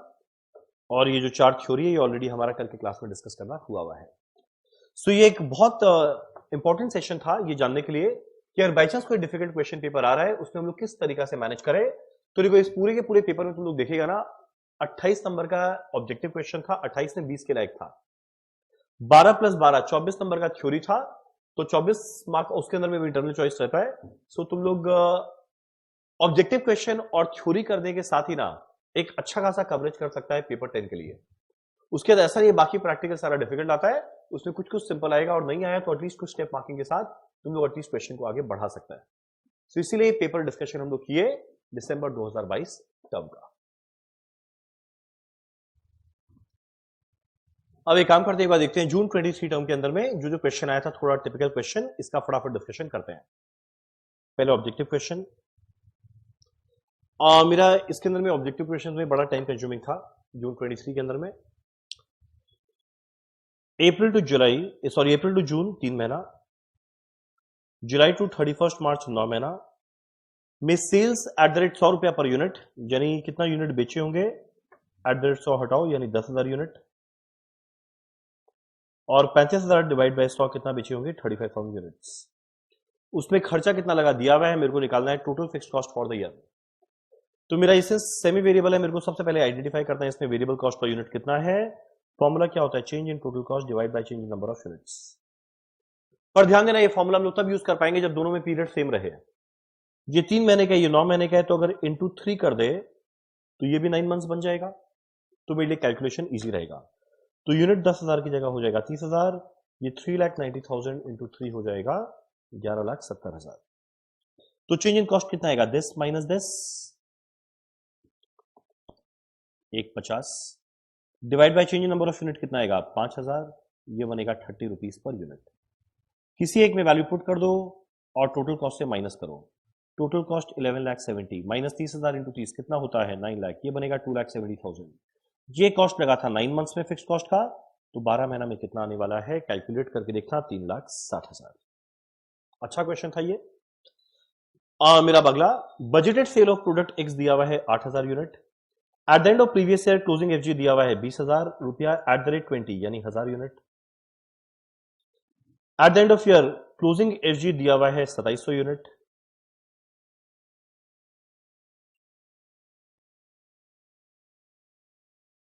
अच्छा, प्रीवियस ईयर है यानी ओपनिंग स्टॉक, ये है क्लोजिंग स्टॉक, ठीक है। मेरा रिजेक्शन रेट दिया 3%, कैलकुलेट करना है प्रोडक्शन क्या करना है। तो कैसे मिलेगा, sale plus closing stock 2700 minus opening stock 1000, ये आने वाला है 9,700। पर ध्यान देना मेरा रिजेक्शन रेट है 3%, तो 100 में 3 जाएगा मतलब 97 बचेगा, तो ये 97 के बराबर है, तो 100 का वैल्यू कितना आएगा 10,000 यूनिट। दिसंबर 22 में एक बड़ा क्वेश्चन, तो उसका एक छोटा सा पार्ट उठाकर यहां पर दिया है। Next, average of actual price per KG of material and standard price is 22.5। तो देखो हम लोग जो बनाते हैं SQ SR SC AQ AR AC, तो स्टैंडर्ड रेट और एक्चुअल रेट का एवरेज दिया है 22.5। Difference between standard quantity and actual quantity है 16, इन दोनों का डिफरेंस है 16। Average of standard quantity and actual quantity दिया है 52, बाप रे बाप। कॉस्ट वेरिएंस दिया है 100 रुपया फेवरेबल, कैलकुलेट करना है मटेरियल यूसेज वेरिएंस, मतलब क्या बोले। और ये क्वेश्चन है 1 नंबर का। Average of standard quantity and actual quantity है 16, सो अगर इसको मान लो x, इसको मान लो y, तो x प्लस वाई बाई 2 है 16, यानी x प्लस वाई आया 32। सॉरी डिफरेंस है, सॉरी डिफरेंस है, x माइनस वाई 16 और एवरेज दिया हुआ है दोनों का 52, x प्लस वाई बाई 2 है 52, तो x प्लस वाई आएगा 104। जैसे इसको सॉल्व करेंगे मेरे को मिलेगा x का वैल्यू 60, y का वैल्यू 44, यानी स्टैंडर्ड क्वांटिटी आया है 60, एक्चुअल क्वांटिटी 44। पहला पार्ट। अब आगे बोलता है एवरेज ऑफ एक्चुअल प्राइस और स्टैंडर्ड प्राइस है 22.5, सो ये मान लो x है, ये मान लो y है, तो x प्लस वाई बाई 2 है 22.5, यानी x प्लस वाई आएगा 45। ये है 60x, ये है 44y, 60x minus 44y, cost variance है 100 रुपया फेवरेबल। ये क्वेश्चन को सॉल्व करना, तब मेरे को मिलेगा x और y का वैल्यू, उसके बाद हम लोग कैलकुलेट कर पाएंगे यूसेज वेरिएंस। वापस से क्वेश्चन 1 मार्क डिजर्व नहीं करता था, तो पहला तीनों क्वेश्चन 1 मार्क डिजर्व नहीं करता था। चलो पार्ट 2 फिर भी ठीक था, पर पार्ट 1 और पार्ट 3 एटलीस्ट नहीं। अगला कैलकुलेट करना एफिशिएंसी रेशियो, एक पता होना चाहिए efficiency ratio into capacity ratio होता है एक्टिविटी। एफिशिएंसी निकालना है, कैपेसिटी दिया है 96%, एक्टिविटी दिया है 90.24, तो एफिशिएंसी क्या आएगा 90.24 बाय 96, ये बनेगा 0.94 इंटू 100 94%। ये ठीक था, इजी था। Break even point is low and angle of incidence is small, तो क्या इंडिकेट करता है मार्जिन ऑफ सेफ्टी क्या रहेगा, प्रॉफिट क्या रहेगा। अब देखो बीपी अगर कम रहेगा तो मार्जिन ऑफ सेफ्टी ज्यादा रहेगा, तो पहला बात मार्जिन ऑफ सेफ्टी लार्ज रहेगा, मतलब ये 2 ऑप्शन ही बचा। एंगल ऑफ इंसिडेंस कम है यानी प्रॉफिट भी कम रहेगा, तो प्रॉफिट रहेगा कम, 5 का डी ये चलो बनता है 1 नंबर का। मेरा प्रोडक्शन कैसे आने वाला है, ये एक और इजी क्वेश्चन है। अब एक इक्वेशन पता होना चाहिए, opening FG plus production minus closing stock होता है सेल। तो प्रोडक्शन कैसे आएगा, sale plus closing minus opening, sale plus closing, sale plus closing क्या है भाई, sale plus closing minus opening, answer रहेगा sale plus closing minus opening, answer रहेगा बी। ये भी ठीक है। अब अगला है मेरा मैच द फॉलोइंग। मेरा वेरिएंस एनालिसिस किसमें होता है, स्टैंडर्ड कॉस्टिंग जिसको बोलते हैं मैनेजमेंट बाय एक्सेप्शन भी। मेरा जीरो बेस्ड बजटिंग, जो मेरा जीरो बेस्ड बजटिंग है, ये यहां पे फ्रेश तरीका से स्क्रैच से डिसीजन लेना पड़ता है, तो डिसीजन का बात कर रहा है डिसीजन पैकेज में। मेरा जो एंगल ऑफ इंसिडेंस है, ये क्या बताता है, प्रॉफिट कितना कमाए। की फैक्टर क्या है, लिमिटिंग फैक्टर, तो ये लिमिट करता है एक्टिविटी। चलिए ये इजी था। अब true false. Standard hour is the quantity of output और amount which should be produced in 1 hour. गलत। Standard hour is the quantity of output और amount which should be produced in 1 hour नहीं। एक unit को बनाने में क्या लगता है उसको बोलते हैं, तो 1 घंटे का स्टैंडर्ड आवर नहीं होता, 1 यूनिट का होता है, तो यह है फॉल्स। मेरा performance budgeting is the technique under which responsibility centres are established and the target in terms of physical performance are set for each responsibility centre. True, ये हम लोग कल की थ्योरी में डिस्कस किए थे। मेरा fixed cost per unit very करता है with the change in volume of production, but variable cost per unit रहता है same. Correct, variable cost per unit same रहता है, फिक्स्ड कॉस्ट टोटल में सेम रहता है, पर यूनिट वेरी कर जाएगा। ट्रू। अगर बीपी हाई है, एंगल ऑफ इंसिडेंस स्मॉल है, अगर बीपी हाई है तो मार्जिन ऑफ सेफ्टी कम रहेगा। Correct. Angle of incidence small है तो बिजनेस में प्रॉफिट ज्यादा आ रहा है, business will start making a profit at a high rate earliest. नहीं, बीपी अगर हाई है ना तो शुरू में प्रॉफिट कमाने में टाइम लगेगा, तो आंसर होगा फॉल्स। चलो जरा देखिए 2 का ए में क्या है भाई।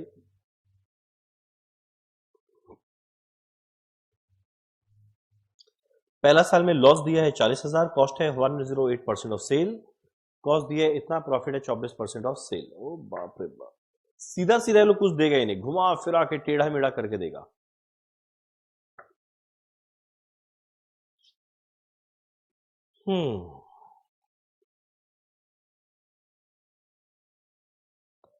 चलो भाई देखिए क्या है। पहला बात, कॉस्ट है 108% ऑफ सेल। सो अगर मान लो सेल एक्स है तो कॉस्ट लगा है 108% ऑफ एक्स, यानी 108/100 1.08x। प्रॉफिट आया है 40,000। सो दिस माइनस दिस को सॉल्व करना, लॉस आया है 40,000, इससे मेरे को क्या मिल जाएगा, एक्स का वैल्यू। ये देखना आएगा एक्स का वैल्यू 5 लाख, तो ये 5,40,000 है, यह है -40। अब अगले वाले में कॉस्ट दिया हुआ है 11,40,000,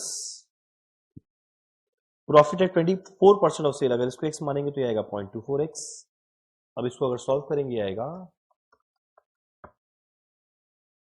15 लाख, 11,40,000 बनेगा 3,60,000। तो यहां तक तो पहुंचे पहले इनकम स्टेटमेंट। अब होता है ईयर 3 के अंदर में selling price and variable cost are expected to be reduced by 20% and 33 1/3% respectively, और मेरा फिक्स कॉस्ट इंक्रीज करेगा 25%। कैलकुलेट करना है कितना सेल किया जाए to earn a return of 30% on capital employed. Working capital है 25% of sale and 20% of capital employed. In fact ये जो लास्ट वाला एडजस्टमेंट है ना, ये सेम ऐसा एडजस्टमेंट हम लोग किए थे दिसंबर 22 वाले क्वेश्चन में भी, तो वापस से इसको रिपीट करके टाइम वेस्ट नहीं करते, ये इस टाइप का ऑलरेडी डिस्कशन किया था। खाली इनकम स्टेटमेंट कैसे बनेगा ये अभी हम लोग जाने हैं। ठीक है, वैसे एक बात बता देते हैं, selling price increase reduce by 20 and 33%। Selling price 20% कम हो रहा है, तो ऑलरेडी भाई 20 लाख था, उसमें 20% कम हो जाएगा तो 16 लाख। अब variable cost and fix cost बढ़ेगा तो इंक्रीज कर देंगे, तो ठीक है आगे हो जाएगा। नेक्स्ट, कालू लिमिटेड मैन्युफैक्चर करता है 3 प्रोडक्ट XYZ, सेलिंग प्राइस तीनों का दिया हुआ है, वेरिएबल कॉस्ट तीनों का दिया हुआ है, टोटल फिक्स कॉस्ट दिया है, कैलकुलेट करना है ओवरऑल पीवी रेशियो। अगर बाई चांस कौन से रेशियो में सेल करता है वो देखो दिया हुआ है। ठीक है, तो पहले एक काम करें, एक बार अगर इनकम स्टेटमेंट देखें,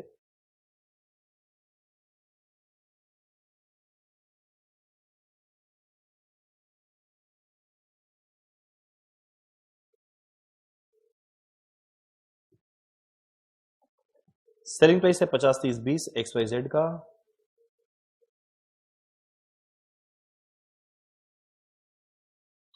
मेरा वेरिएबल कॉस्ट दिया है 20 30 50%, 20% यानी 10, 30% माने 30%, 30 का 30% 9, 50% दिया आएगा 10, तो मेरा कंट्रीब्यूशन पर यूनिट आया वह है 40, 21 एंड 10।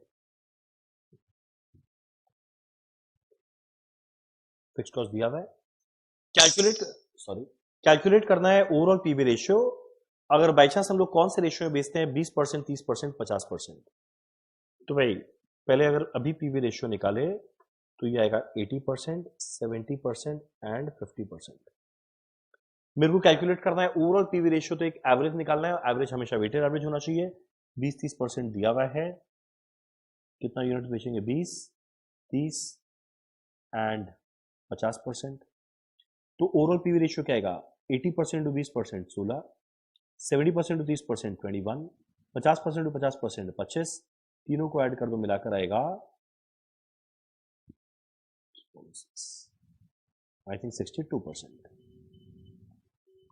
अगला कैलकुलेट करने बोला है ओवरऑल कंट्रीब्यूशन पर यूनिट। अगर इस रेशियो में बेचते हैं तो 20 30 50 है,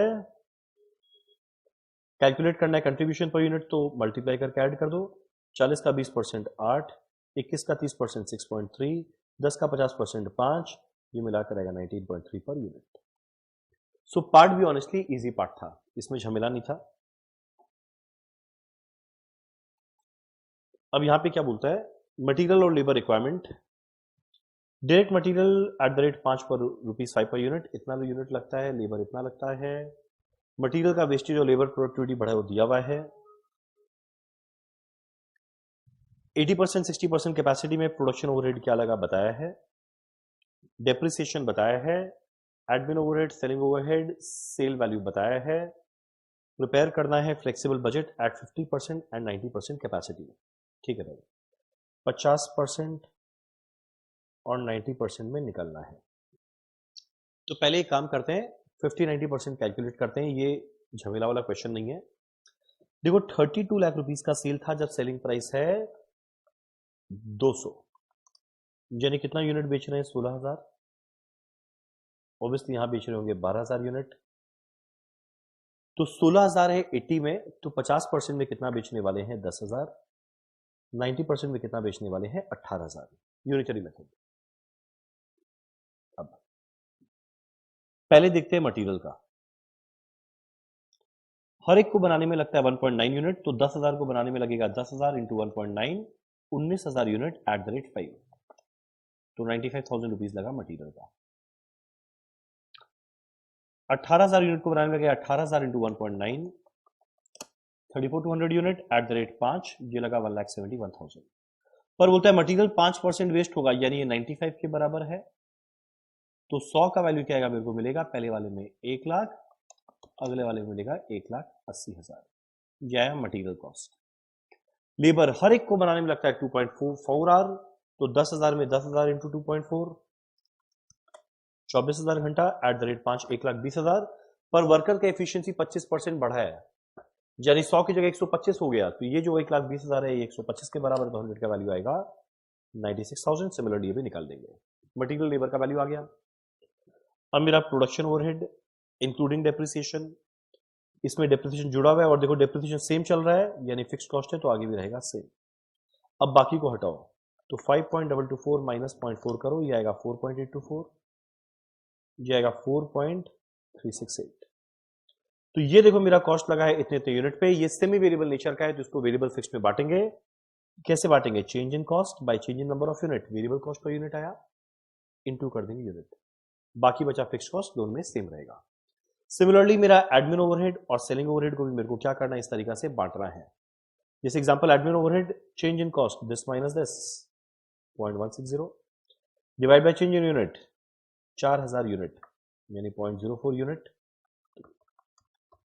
ये आएगा 4 रुपया पर यूनिट। तो 16,000 इंटू 4 64,000 इसमें वेरिएबल है, तो बाकी 3,20,000 बन जाएगा फिक्स कॉस्ट। बाकी 4 रुपया वेरिएबल है, तो 10,000 इंटू 0.4 ये आएगा वेरिएबल कॉस्ट। इस तरीके से कैलकुलेशन किए।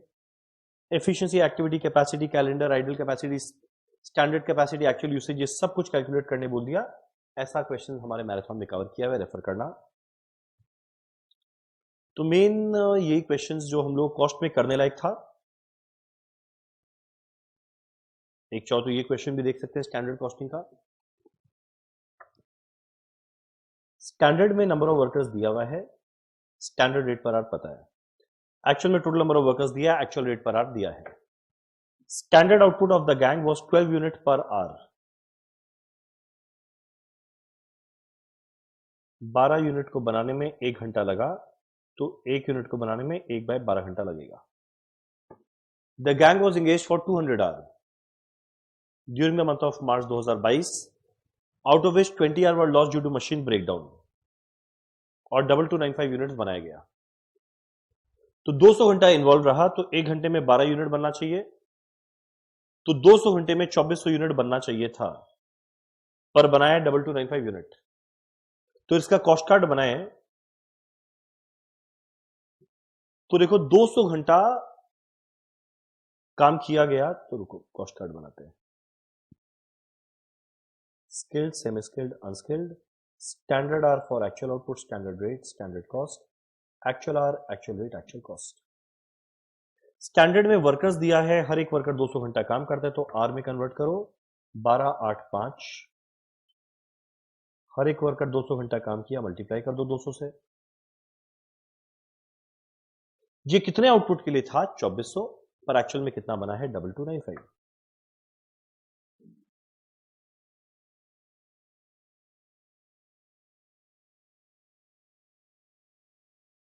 स्टैंडर्ड में रेट दिया है 75, 50, 40, मिल गया स्टैंडर्ड कॉस्ट।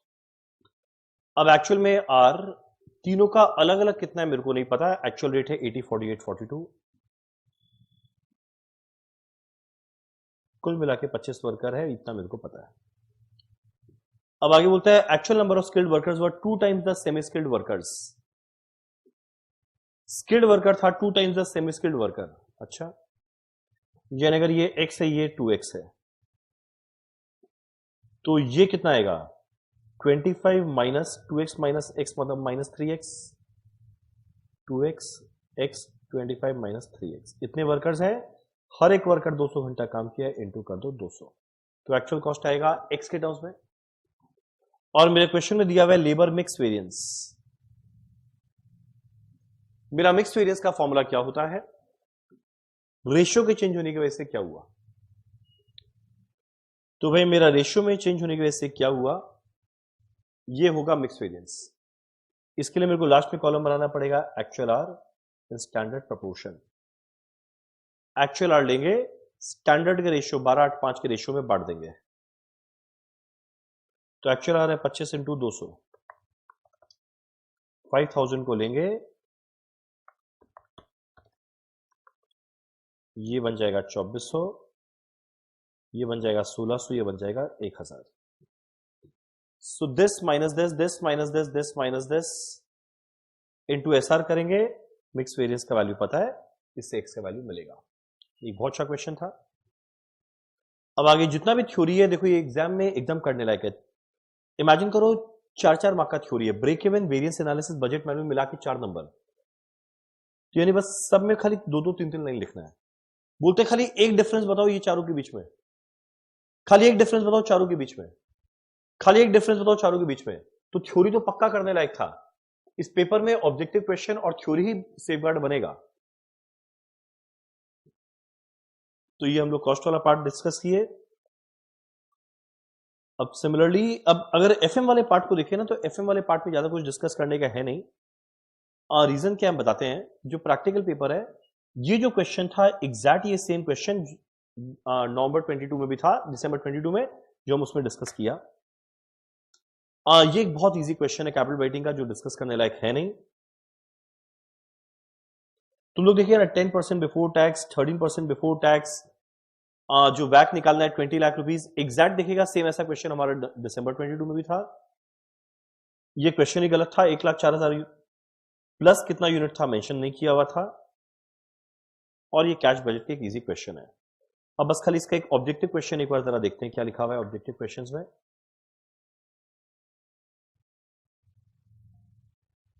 देखो लोचा ऑब्जेक्टिव क्वेश्चन किया सारा। अब एनुअल कॉस्ट सेविंग है 80,000, applicable present value of annualised cash flow, तो मेरा एनुअलिटी फैक्टर दिया 2.855, प्रॉफिटेबिलिटी इंडेक्स दिया, एनपीवी कैलकुलेट करना है। एग्जैक्ट ये सेम क्वेश्चन दिसंबर 22 में आया था 6 नंबर का, और यहां पे पकड़ा दिया 1 नंबर का। ये वैसे मिलेगा कैसे हम बताते हैं।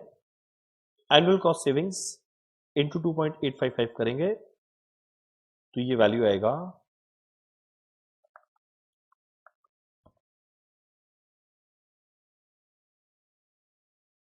228400, ये आएगा पीवी ऑफ कैश आउटफ्लो। अब पीआई इतना है, इससे मिलेगा PV of cash inflow by PV of cash outflow है 1.064। ये वैल्यू पुट करना, कैश इनफ्लो मिलेगा, cash inflow minus cash outflow आएगा वैल्यू जो आएगा 14617.6, आंसर रहेगा option A. Next point number 2, X limited, Y limited are identical in every respect except that X does not employ debt। ये अनलेवरेज्ड है, ये leveraged है। जबकि Y के अंदर में 10% डिवेंचर है 4 लाख का, EBIT का वैल्यू दिया है, इक्विटी कैपिटलाइजेशन रेट मतलब KE दिया हुआ है, और अनलेवरेज्ड का मतलब ये KU है, वही होता है KO। अब मेरे को देखना क्या इसमें कौन सा ट्रू है। वैल्यू ऑफ X लिमिटेड है 9 लाख, वो क्या होगा EBIT डिवाइडेड बाय KO, तो 2,40,000 बाय 20% करो, ये 9 लाख नहीं आता, हटाओ। KO वाई लिमिटेड 25% रहेगा, नहीं रहेगा कि एक और KO आया, ये दोनों में सेम रहता है। KO वाई लिमिटेड 18% रहेगा, KO एक्स लिमिटेड 20% है, पर ये 18 नहीं होगा क्योंकि यहां पर 25% टैक्स रेट है, आंसर रहेगा नन।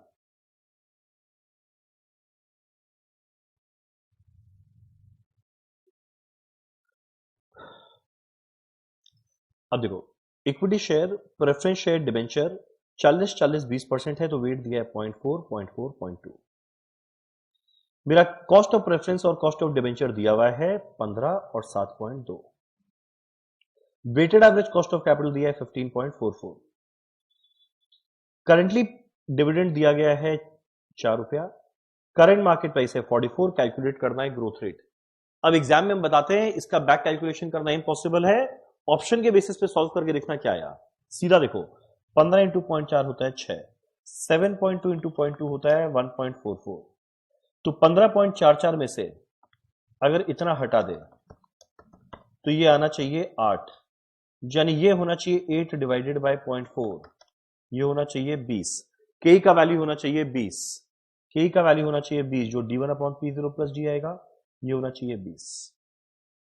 अब एग्जांपल देते हैं, मान लो 10%, एग्जांपल है 10%, तो 4 में अगर 10% ऐड करेंगे आएगा 4.4, p0 है 44 प्लस 0.1, देखना ये कितना होता है 20, तो आंसर रहेगा सी। तो ये क्वेश्चन एक नंबर का कोई एंगल से नहीं है, तो यहां पे ऑप्शन को यूज करके कैलकुलेशन करना पड़ेगा।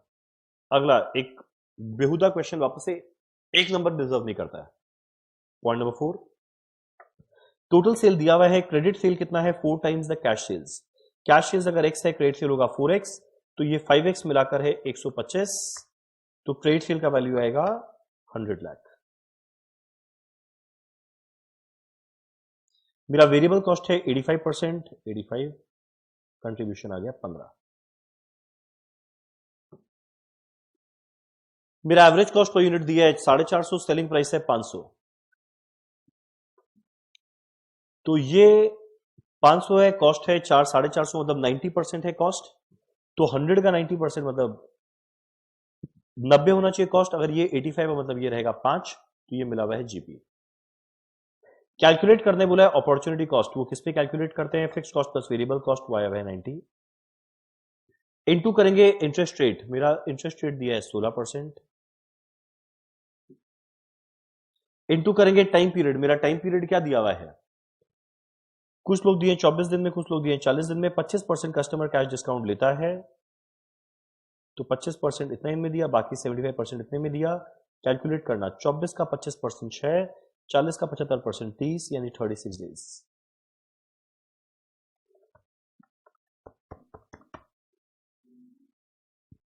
तो ये आंसर आ जाएगा मेरा 1,08,000।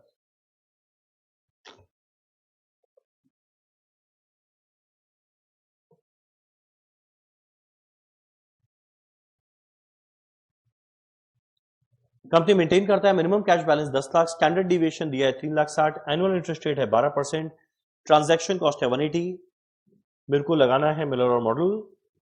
अब इसके अंदर में एक फॉर्मूला है 3t variance by 4i to the power 1/3।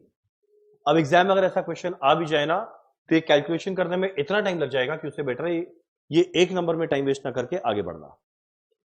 इसमें कौन सा अजम्पशन नहीं है एनआई अप्रोच का? अब एनआई के अंदर में देखो, assumption low corporate tax assumption था, no change in risk assumption था, डेट कैपिटलाइजेशन रेट यानी KD is equal to KE ऐसा अजम्पशन नहीं था। तो आंसर रहेगा सी, मैच द फॉलोइंग। पहला है मेरा मिलर और। अब मिलर और के अंदर में देखना, ये अनसर्टेनिटी मॉडल था और बॉमल मॉडल सर्टेनिटी मॉडल था, तो मिलर और अनसर्टेनिटी मॉडल है। अगला है मेरा रिटेन अर्निंग्स। मेरा रिटेन अर्निंग्स के अंदर में जो कंपनी को डिस्ट्रीब्यूट करना था डिविडेंड, वो ना करके अपने पास रख लिया, उसके लिए इक्विटी शेयर होल्डर पैसा मांगेगा, तो ये एक तरह का इंप्लिसिट या अपॉर्चुनिटी कॉस्ट है, तो ये बन जाएगा D. Annualised equivalent present value. Annualised equivalent present value हम लोग कब कैलकुलेट करते हैं? इन case of project having unequal life. Unequal life. मेरा अगला है ऑप्टिमल कैपिटल स्ट्रक्चर। मेरा ऑप्टिमल कैपिटल स्ट्रक्चर ये किसका दिया हुआ था? ड्यूरैंड का। कैपिटल स्ट्रक्चर में ड्यूरैंड आया था और मोदी ग्लानी मिलर आया था, वॉल्टर डिविडेंड पॉलिसी में आया था। चलो डन। लास्ट में ट्रू फॉल्स फटाफट करते हैं। पहला, in case of a partially debt financed firm, KO is less than KE. KO is less than KE, true. KE हमेशा ज्यादा होता है, केडी हमेशा कम होता है, केओ बीच में रहता है, तो इसीलिए केओ केई से कम रहेगा, correct. Every source of fund has an explicit cost of equity, false, क्योंकि केआरई के अंदर में एक्सप्लिसिट नहीं इम्प्लिसिट होता है। अगला, if PI of a project is less than 1, अगर पीआई लेस देन 1 है तो NPV will be negative, correct. IRR will be greater than discount rate, false. PI less than 1 है, यानी PV of cash inflow by PV of cash outflow is less than 1, यानी cash inflow कम हुआ है, खर्चा ज्यादा लगा है, तो एनपीवी नेगेटिव आएगा, करेक्ट है। IRR greater than discount rate, IRR मतलब रिटर्न अच्छा कमाई डिजायर से, भाई रिटर्न कमाई नहीं, क्या तो खो दिए, तो ये रहेगा फॉल्स। एवरेज कैश बैलेंस है लोअर लिमिट प्लस 3/4z, नहीं, इसका फॉर्मूला जस्ट अभी हम बताए थे, ये है। अच्छा सॉरी, एवरेज कैश बैलेंस, हमको लगा ऑप्टिमम वो cash balance. Average cash balance का फॉर्मूला सही है, lower limit plus 3/4 into Z. ये बस खाली एक फॉर्मूला तुम लोग को ध्यान रखना है। सो एनीवेज, ये हम लोग डिस्कस किए कुछ टिपिकल क्वेश्चंस हमारे पिछले 2 टर्म का। होपफुली तुम लोग के लिए हेल्पफुल रहेगा अपना अगला एग्जाम अटेम्प्ट करने के लिए।